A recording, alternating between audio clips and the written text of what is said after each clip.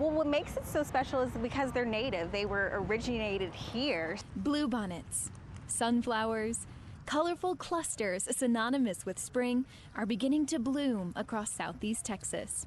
And this season could be more beautiful than ever thanks to, surprisingly, the snow. Some of our researchers are saying that this year, based off of the snow, it's actually going to make our flowers blossom even better and actually maybe even survive even longer throughout the summer. The snow didn't really impact in a negative way. It actually could impact in a positive way, allowing that dormant stage for those seeds to do what it needs to do underground in soil. That's Carrie Calloway with Texas A&M AgriLife. She told me more on how the weather can impact our wildflower season each spring. They naturally occur every single year.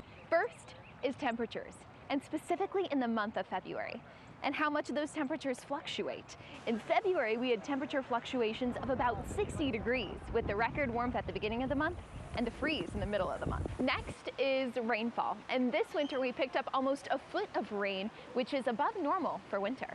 Finally, the soil, and this is a temperature gun to measure ground temperatures that need to be in the mid-50s for 1 to 3 weeks for these flowers to begin to bloom.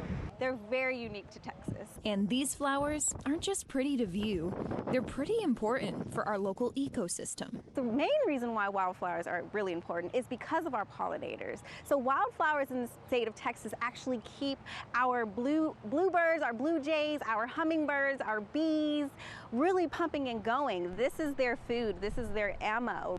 And experts tell ABC 13 to not pick these flowers in the wild. One reason why? Monarch butterflies need them on their journey back to the States this spring. Reporting here in breezy Brenham, meteorologist Elise Smith, ABC 13 Eyewitness News.